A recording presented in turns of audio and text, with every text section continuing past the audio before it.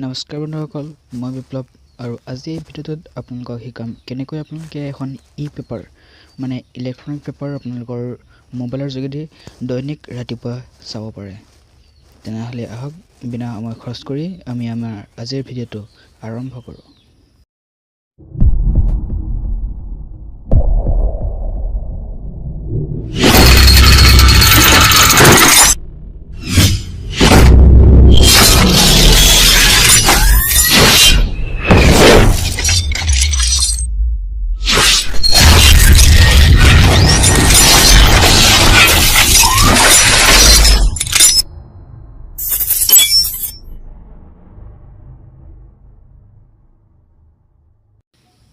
তাৰ বাবে আপোনালোকে আপোনালোকৰ প্লে ষ্ট'ৰ অন কৰক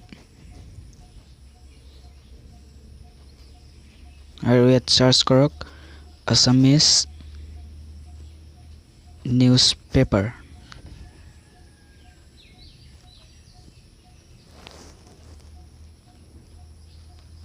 এনেকুৱা বহুতো এপছ আহিব, কিন্তু সকলোবোৰ ইমান ভাল নহয় বিকজ কোনো সময়ত পেপাৰ পঢ়ি থকা সময়ত এড আহিব পাৰে। কিন্তু মই ভাল পোৱা এপছটো হৈছে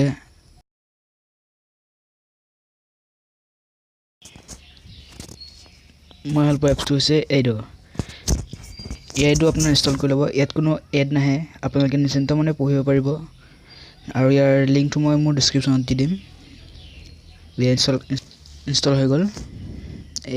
অন কৰাৰ পিছত এনেদৰে আপোনাৰ ইণ্টাৰফেচ দেখা পাব, য'ত আমাৰ অসমীয়া পেপাৰবিলাকৰ নাম থাকিব। আছাম ট্ৰিবিউন, অসমীয়া প্ৰতিদিন। এতিয়া মই প্ৰতিদিন পেপাৰখন খুলিছোঁ। এইখন হৈছে অসমীয়া প্ৰতিদিন। ইয়াতে আপুনি বাতৰি পাব এনেদৰে। ইয়াত আপোনালোকে কেটেগৰী পাব। ইয়াতে থাকে ই পেপাৰ বুলি, একে তলত আছে। তাত ক্লিক কৰিলে আজিয়ে আপোনাৰ ই পেপাৰখন, যোনখন অৰিজিনেল পেপাৰ আমি পঢ়িব পাওঁ দৈনিক, সেই পেপাৰখন আপুনি ইয়াত পাই যাব। এনেদৰে থাকে। এতিয়া ফুল এনজয় কৰক।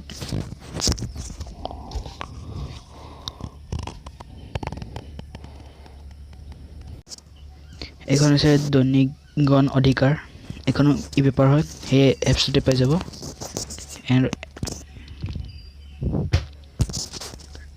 তেতিয়াহ'লে আজিলৈ হ'ব। যদি ভিডিঅ'টো ভাল লাগে লাইক কৰিব, কমেণ্ট কৰিব আৰু ছাবস্ক্ৰাইব কৰিবলৈ নাপাহৰিব। ধন্যবাদ।